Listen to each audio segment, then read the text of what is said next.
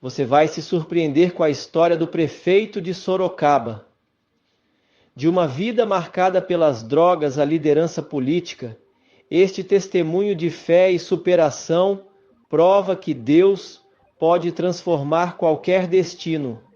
Assista até o fim e descubra essa jornada impactante. Jornada de superação, das drogas ao poder. Graça e paz, queridos irmãos.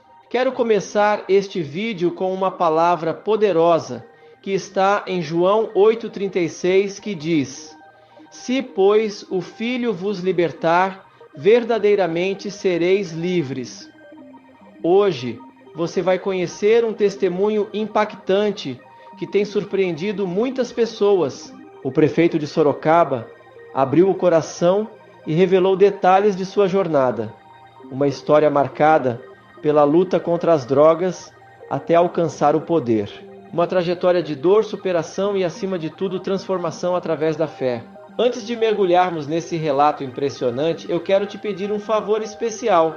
Se você está sendo abençoado por esses conteúdos e deseja continuar recebendo mensagens inspiradoras como esta, inscreva-se no canal, ative o sininho para não perder nenhuma novidade e deixe seu like. Isso ajuda muito a espalhar a palavra de Deus para mais pessoas. E tem mais.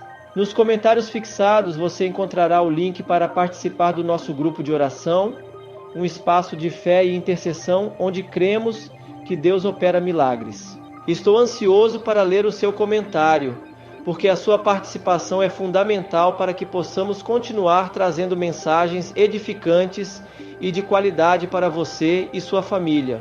Agora prepare seu coração, porque o que você vai ouvir hoje é uma prova viva de que Deus pode transformar qualquer história, por mais difícil que ela pareça. Vamos juntos nessa jornada de fé. Aí eu fui trabalhar no ramo de automóveis, como office boy, fui observando os vendedores lá. Era bom? Era os vendedores bons, e eu peguei o jeito, um momento, um sábado, lotado as lojas. Ali é uma rua, a Rua 7 de Setembro é uma rua muito movimentada, as pessoas ela é só loja de carros, então o pessoal vai ali para comprar. A loja lotada, eu atendi um senhor lá e vendi para aquele senhorzinho. Eu lembro que foi uma venda assim, que as lojas estavam lotadas e ele era um senhorzinho que passava todo dia ali nas lojas. E a turma fala, lá eles tinham um termo, carnego, eles falavam, os vendedores. Falavam assim, carnego, que é o cara que vai... Carnegro? Carnego, era o nome que eles davam. É o cara que vai, olha pergunta e não compra nada. E eu, na inocência, sem conhecer nada, atendi ele, mostrei um Fusca na época. Falei, tem esse Fusquinha aqui. Ele falou, não, vou voltar a comprar. E eu fiquei todo feliz, falei pro dono lá, falei, vendi um carro aqui, o cara vai tal. Mas o cara falou, esse cara aí... Aí, pouquinho antes de fechar a loja, esse senhor volta com uma sacolinha plástica, um jornal, com dinheiro todo embrulhado. Nossa. E compra em dinheiro o Fusca. Aí ele começou, daí alguns meses depois eu já estava oficialmente como vendedor, me dei muito bem na venda de automóveis.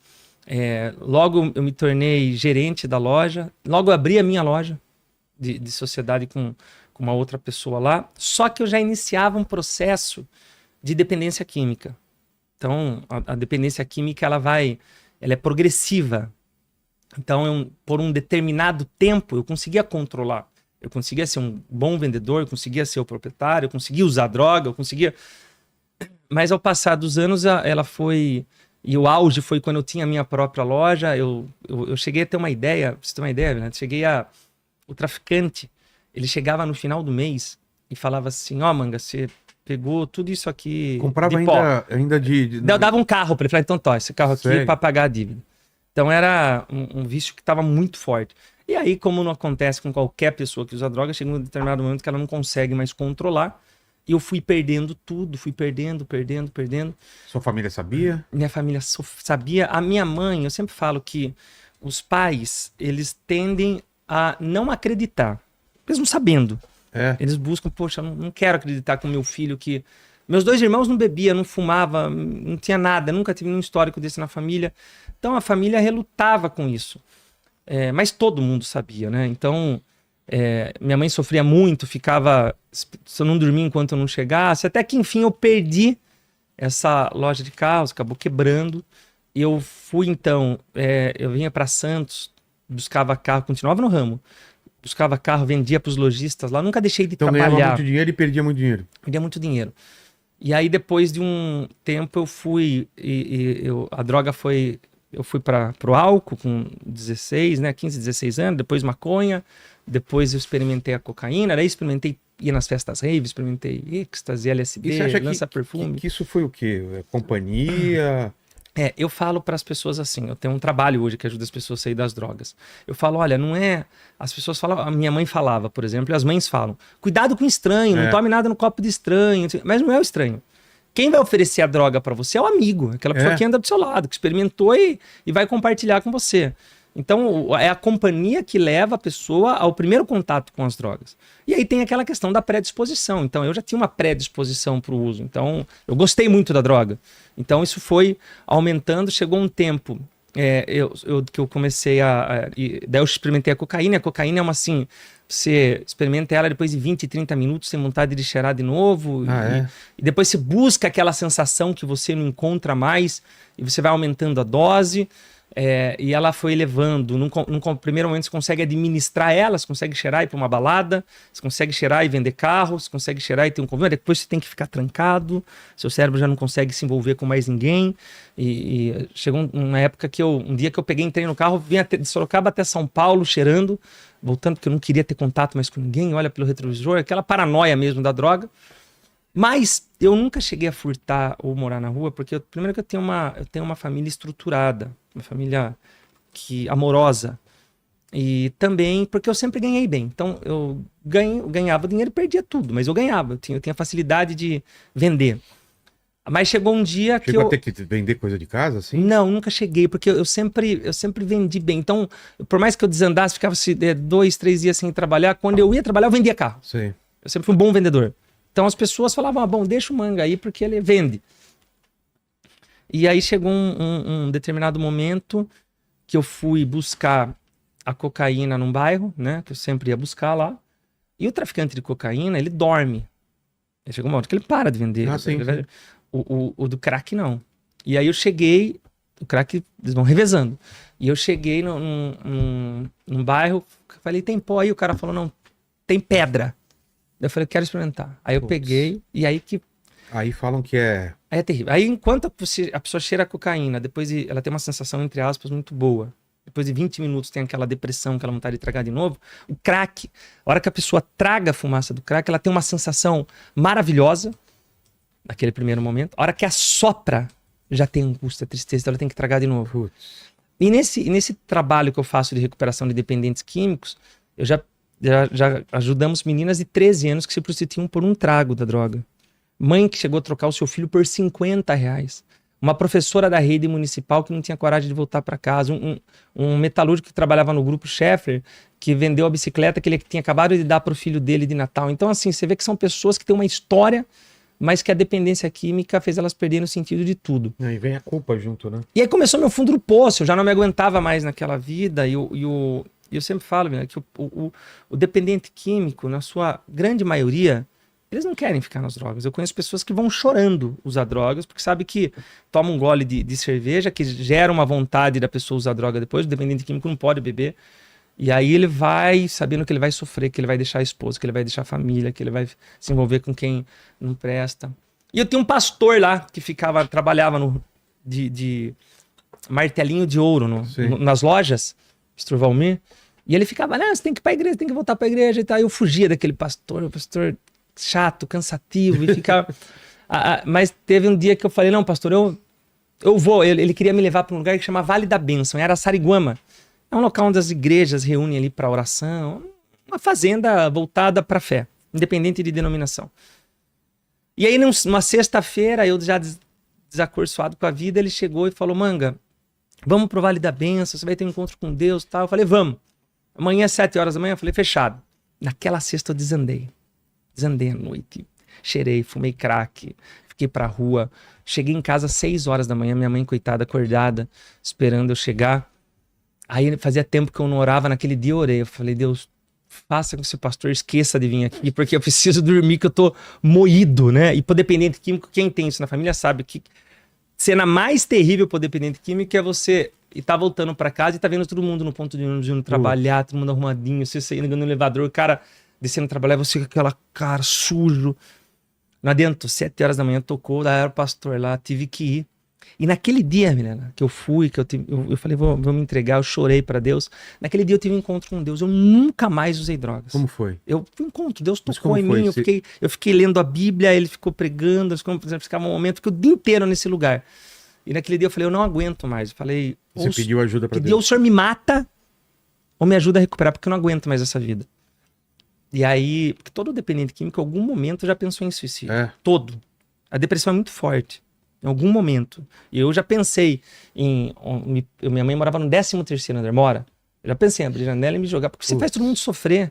Dependente químico, ele sofre, ele faz as pessoas sofrerem, ele se sente... É um negócio diabólico, a droga.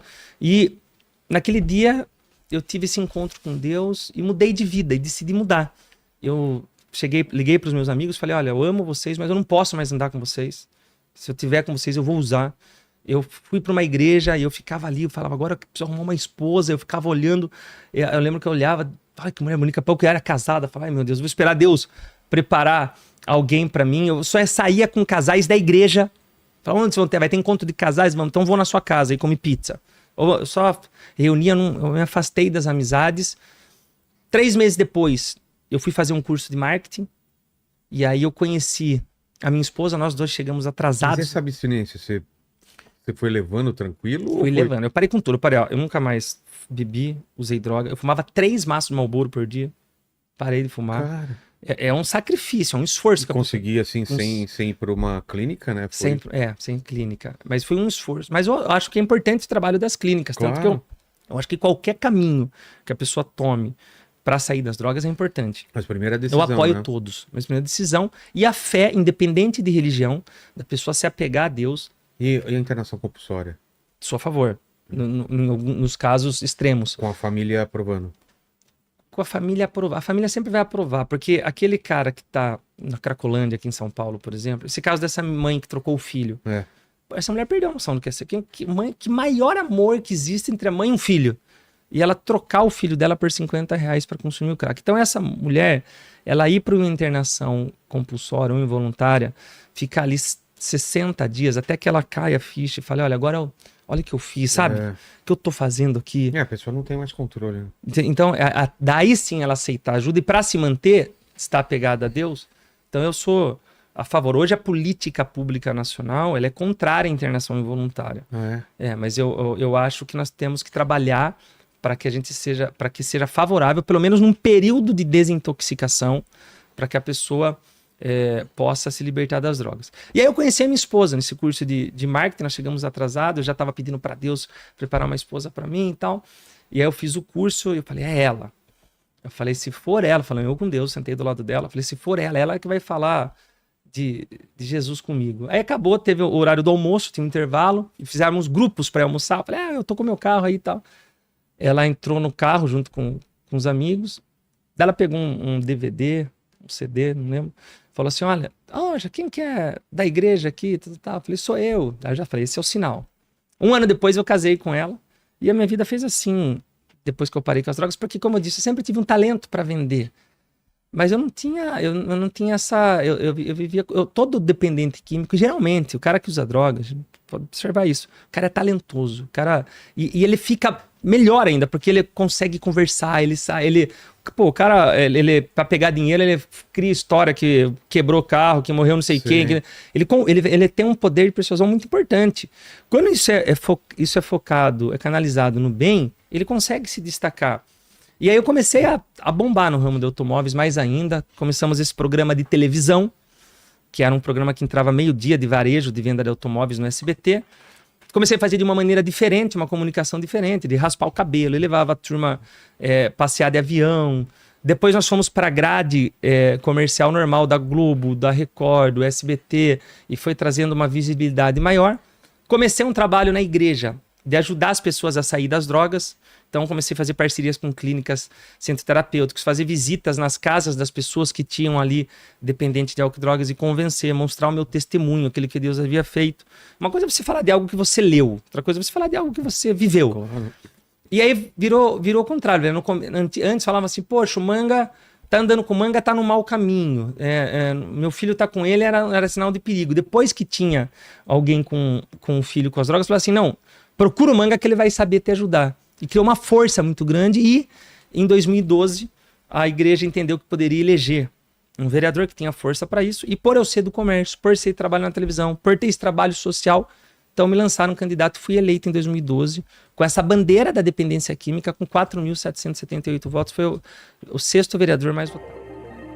Eu sou o profeta pastor Marconi Silva e quero te lembrar de conferir os comentários fixados onde deixei o link para o nosso grupo de oração. Esse espaço foi criado especialmente para você participar das nossas campanhas de fé e também compartilhar os testemunhos poderosos que Deus tem realizado na sua vida. É uma oportunidade para que você e sua família sejam fortalecidos espiritualmente, caminhando juntos em oração e na busca constante pela presença de Deus. A palavra do Senhor nos diz em Marcos 11:24: por isso vos digo que tudo o que pedirdes em oração, crede que o recebereis, e assim será convosco. Quando nos unimos em oração com fé genuína, algo poderoso acontece. Cadeias são quebradas, milagres são liberados e vidas são transformadas. Cada testemunho compartilhado é um lembrete do quanto Deus é fiel, e cada oração em unidade tem o poder de mover o sobrenatural. Por isso, permaneça firme na sua caminhada espiritual. Continue buscando a presença do Senhor e se fortalecendo através da oração. Até o próximo vídeo! Que a graça e a paz de Cristo estejam sempre com você e sua família, trazendo proteção, bênçãos e renovação a cada dia.